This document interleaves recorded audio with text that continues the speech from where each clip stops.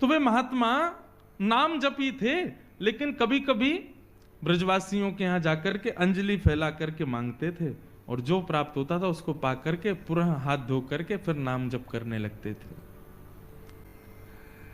एक मैया के यहां वो जाते थे, उन मैया के यहां पर मदन मोहन लाल जी विराज रहे थे। तो बाबा जब आते थे तो बंधुओं एक पद है श्री रैदास जी का, उसमें भाव है, सो ही सुहागन प्रिय जाही रीझ हैं। ठाकुर जी कब किससे रीझ जाएं कुछ पता नहीं है। जैसे ही वो बाबा नित्य अंजलि फैला करके प्रसादी मांगने के लिए आते तो भीतर बैठे मैया के घर में मदन मोहन लाल जी उन पर रीझ गए, और ठाकुर जी के मन में भाव आया, इनको नाम निष्ठा तो बहुत है, लेकिन इनको मेरी सेवा और दर्शन में ज्यादा निष्ठा नहीं है। लेकिन नाम निष्ठा इतनी सुंदर है कि उससे ठाकुर जी प्रसन्न होकर कि अब उनको अपने दर्शन की सेवा, दर्शन की निष्ठा उनके हृदय में प्रकट करना चाहते हैं। तो ठाकुर जी ने क्या किया, वो मैया रात्रि में जैसे ही ठाकुर जी को शयन करा करके सोई तो ठाकुर जी स्वप्न में प्रकट हो गए और मैया से बोले, मैया तेरे यहां वो जो बाबा आवे ना मधुकरी मांगवे, बोले हाँ, कल को जब वो भिक्षा मांगवे आवे ना तो तू मोए जाके दे दियो बाकी गोद में। मैया तो रोने लगी, बोले क्यों, मेरी सेवा में कोई कमी जो आप बाबा के पास जाना चाहो? बोले ना मैया, आपकी सेवा से मैं बड़ा प्रसन्न हूं, लेकिन अब आप थोड़े दिन की और रह गई हो, कछु दिना में आप चली जाओगी, फिर मेरी सेवा कौन करेगा? या हमारे मैं तो अपनी व्यवस्था कर रहा हूं, वह बाबा को जाके मुंह को कल दे दियो, अब मैं वही के पास रहूंगा। रात भर मैया रोई बेचारी, लेकिन ठाकुर जी की आज्ञा उसने मानी। दूसरे दिन जब संत पधारे तो कहा, मैया भिक्षा दो, कुछ मधुकरी प्रसादी दो। मैया भीतर से अपने ठाकुर जी लेके आई, बाबा की गोद में धर दिए, ले बाबा भिक्षा। बाबा बोले, हमसे ये सेवा वेवा नहीं होती है ठाकुर जी की, हम तो भैया नाम उपासी हैं, बस नाम जप करना जानते हैं। ये श्रृंगार करना, स्नान कराना, वस्त्र पहनाना और ये 56 भोग धराना, ये राजोपचार हमसे नहीं आता है, हम केवल नामोपचार जानते हैं। आप ठाकुर जी से पुनः निवेदन कर दो, छोटी सी कुटिया में रहता हूं मैं, यहां पे 8 बार भोग लगता होगा, मेरे यहां तो कोई प्रसादी की भी व्यवस्था नहीं है, इनको भूख बहुत लगती है, मैं इनको भोजन नहीं करा पाऊंगा। श्रीनाथ जी में 8 बार भोग आता है, जिसमें से 3 बार का भोग आप सुनकर के आश्चर्य करोगे, उसका नाम है श्रम भोग। क्या नाम है? श्रम भोग का तात्पर्य क्या है? ठाकुर जी को उठते ही पहले लड्डू और दूध का भोग लगता है श्रीनाथ जी को, या माखन मिश्री का भोग लगेगा। लड्डू तो विशेष है, लड्डू दूध माखन मिश्री ये सब तो आएगा ही उठते ही। यहां तक कि ऐसा वर्णन है कि श्री नंदलाल पौड़े वह रहे में उठे ही ना है, यशोदा मैया कभी पाम दबावे कभी हाथ दबावे, ठाकुर जी उठे ही ना, चदरिया ओढ़ ले, मुंह मत उठाओ।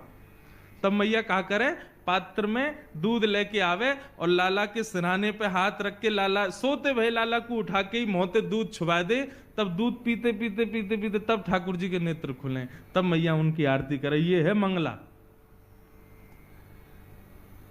आज भी श्रीनाथ जी में ठाकुर जी के शयन में ही दूध आ जाता है सुबह सुबह, और जो वहां मुखिया जी हैं वो दूध भोग को उठा के ठाकुर जी के अधर से छुपाएंगे, तब दीप प्रज्वलन वगैरह होंगे कि मतलब अब ठाकुर जी उठ गए, मतलब नींद में ही दूध पी में तब आंख खुले ठाकुर जी की।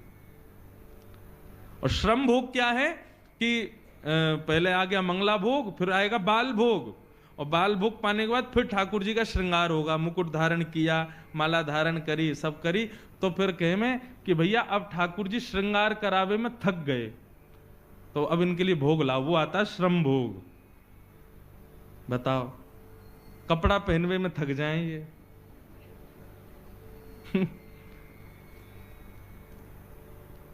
दोपहर में राजभोग के बाद जब ठाकुर जी के मुकुट वुकुट सब बढ़ा दिए जाते हैं, उसमें भी इनको श्रम होता है, फिर श्रम भोग आता है।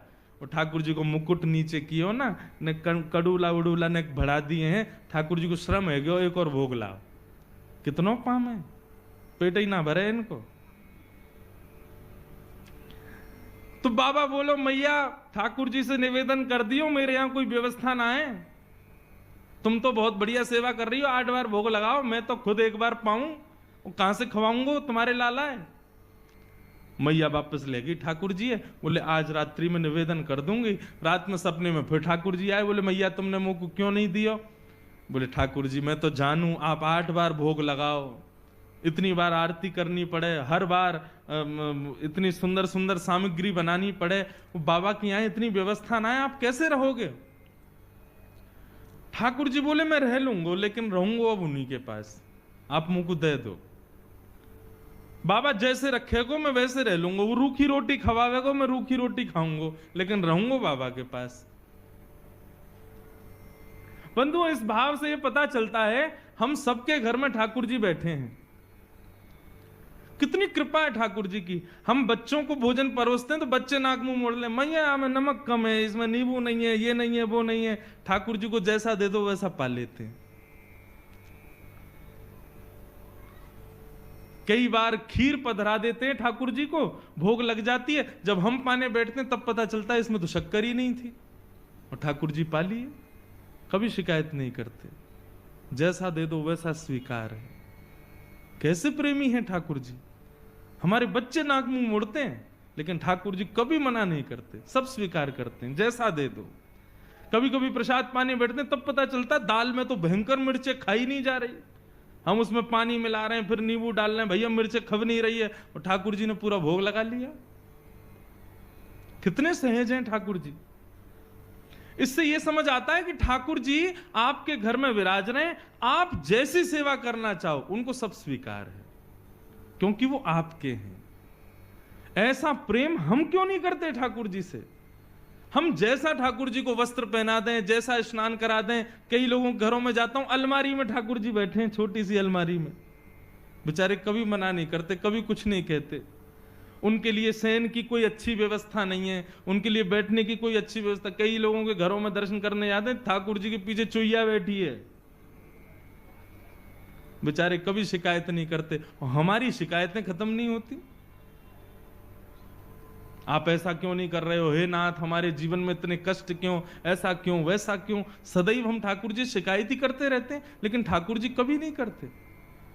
मुझे तो कभी कभी पता है क्या लगता है, ये जो हमारे घर में ठाकुर जी बैठे हैं ना, आप जैसी वस्तु दोगे सब स्वीकार कर लेंगे, कभी शिकायत नहीं करेंगे। क्यों? जब मृत्यु के बाद हम जाएंगे ना ठाकुर जी के पास, और जाकर कहेंगे ठाकुर जी आपने हमारे जीवन में बहुत कष्ट दिए, बहुत विपदाएं दी, बहुत ये दिया। ठाकुर जी बोले तेरी लिस्ट खत्म हो जाए फिर मेरे को देना, मैं लिस्ट निकालूंगा अपनी।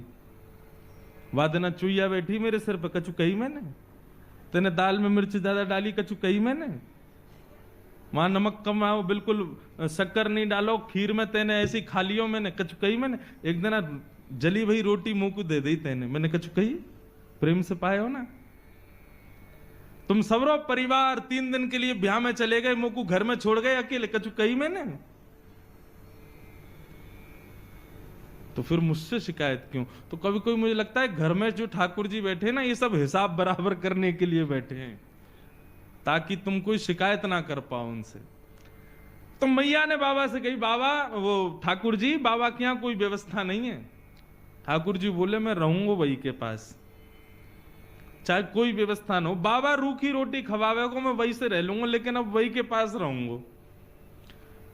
बड़े महल में रहते हैं ठाकुर जी, मदन मोहन लाल जी, परंतु उस महल को छोड़ करके उस बाबा की कुटिया में आ गए। बाबा ले आए, मैया ने कही बाबा आप जैसे रखोगे रहेंगे, आपके पास ही रहेंगे। ठीक है, हम तो एक बार भोग लगाएंगे बस। बोले सब स्वीकार है, आप जैसे दोगे वैसे स्वीकार है, हमारे ठाकुर जी को ले जाओ। बाबा ले आए, घर में लाए, तो अब तो मधुकरी तो भोग लगाएंगे नहीं ठाकुर जी के लिए, तो बढ़िया आटा दाल चावल सब आएगा। लेकिन बाबा बोले भाई दाल चावल वगैरह हमसे बनाने आते नहीं, आटा ले आओ, भाई को बढ़िया टिक्कर बनाएंगे, ठाकुर जी को भोग लगाएंगे। मैया के यहाँ गए, मैया थोड़ा सा आटो दे दो। आटो लाए, आटे में यमुना जल मिलायो, मार के बढ़िया एक टिक्कर बना के कंडा पे सेक करके और ठाकुर जी के सामने पत्तल में पधरा दिए। बोले लाल जी 56 भोग खूब पाए, अब ये रूखी रोटी पाओ। बड़ी जिद करके आए हो, बड़े लड़ झगड़ के आए हो, अब रहो ऐसे ही। ठाकुर जी के सामने टिक्कर रख के और बाबा अपने नाम जप में चले गए। नाम जप करते रहे, 2-3 दिन तक ठाकुर जी टिक्कर पाते रहे। चौथे दिन जैसे ही नाम जप में बाबा बैठे तो अंतः हृदय में ठाकुर जी प्रकट है गए। जैसे ही ठाकुर जी प्रकट हुए, बाबा बोलो ठाकुर जी प्रणाम, आप सुख से विराज रहे हो, कोई कमी तो नहीं है सेवा में? अरे ना बाबा, मुझ को बड़ा बढ़िया लग रहा है, तुम्हारी कुटिया में खूब आनंद आ रहा है, सब कुछ बढ़िया है, सब आनंद ते है, बस एक निवेदन करना चाहूं आपसे। बाबा बोले आज्ञा करो। बोले बाबा तुम जो टिक्कर बनाए करो ना, रूखे आटे में तुम यमुना जल मिला करके मार के मुंह को खवाए दो, अब वहां में स्वाद तो कछु रहना है, 3-4 दिन ते तो मैं पा रहा हूं, लेकिन अब मुंह को यूं लग रही है कि कल ते नेक वहां में तुम राम रस मिला दे करो, नमक मिलाए दे करो आटे में, तो नेक खावे में नेक स्वाद आ जाएगा। बाकी सब आनंद है, कोई दिक्कत नहीं। बाबा बोलो ठीक है भैया, आपको बढ़िया टिक्कर पवाएंगे, कल से राम रस लगा देंगे। तो मैया के पास गए, मैया आज आटो दियो, आटे के संग में राम रस और दियो। मैया बोली है गए चट्टपने चालू, चलो आगे आगे देखियो कहा होएगा। अब तो दूसरे दिन आटे में नमक वमक मिला के बढ़िया टिक्कर बना के ठाकुर जी को पवाया। 2-4 दिन ठाकुर जी वैसे ही पाए। चौथे दिन ठाकुर जी फिर प्रकट है गए। बाबा बोले ठाकुर जी सब आनंद, कोई कमी तो नहीं सेवा में? ना बाबा सब आनंद है रो, खूब चकाचक पा रहे हैं हम तो। बस बाबा ने एक बात कह रो।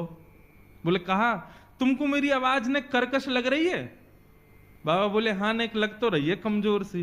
बोले बाबा वो रूखी रोटी खा खा के मेरो गलो जो है का वहां में रोटी इर्ज गई है। अरे सरकार आपको कष्ट है गए, इर्ज गई समझ गए? इर्ज गई मतलब फंस गई है। तो बाबा बोले आज्ञा करो। बोले मैं तो बस यूं कह रहा हूं कि कल ते नेक घी चुपड़ दोगे वहां में रोटी में, तो नेक वो नेक आसानी तो भीतर चली जाए करेगी। बाबा बोले मतलब अब कल से आटा नमक और घी भी लाना है। अरे बाबा ने बस घी लिए ही हो, या हम घी के बिना मक्खन के बिना तुम कभी ना रहे, आप सब पता है। बाबा बोले ठीक है। दूसरे दिन गए, मैया आज आटो दियो नमक दियो, नेक्स्ट सोचो घी और दे दियो। मैया बोली ले जाओ प्रेम से पवाओ। अब महाराज आटे में नमक वमक मिला के बढ़िया टिक्कर बना के घी चुपड़ दिया, ठाकुर जी को भोग लगाया। 4-5 दिन ठाकुर जी ने कोई शिकायत नहीं करी। 6 दिन बाद ठाकुर जी फिर प्रकट हुए। बाबा बोले ठाकुर जी अब तो ना इर्ज रही गरे में? ना बाबा अब तो सब बढ़िया है, रोटी में बढ़िया नमक को भी स्वाद आ जाए, घी भी बढ़िया है, नीचे चली जाए। मैं तो बाबा बस यूं कह रहा हूं, कल ते एक आलू और ले आया करो, वह आलू भूंज के वहां में नमक मिर्च डाल के बाकी चटनी बना करके वह और धर दे करो संग में। बाबा ने उठाए ठाकुर जी और लेके गए मैया के पास। बोले धरो या अपने पास ही। अरे अभी आटो आयो, नमक आयो, घी आयो, ये तो 56 भोग ले आएंगे कल को घर में, कहां भजन करूंगा मैं। जैसे ही मैया की गोद में दिए ठाकुर जी प्रकट है गए और बाबा के गले से लग गए। बोले मैं रहूंगा तुम्हारे पास ही, चाहे जैसे रखो, मैं रहूंगा तुम्हारे संग। मैं एक पद गाता हूं कथा में, परंतु उस पद का भाव कभी कभी लगता है कि हम तो क्या गाएं ठाकुर जी गाते होंगे हमारे लिए। क्या? जहां ले चलोगे वहीं मैं चलूंगा, जहां ले चलोगे वहीं मैं चलूंगा। जहां नाथ रख दोगे, जहां नाथ रख दोगे, जहां नाथ रख दोगे, जहां नाथ रख दोगे वहीं मैं रहूंगा।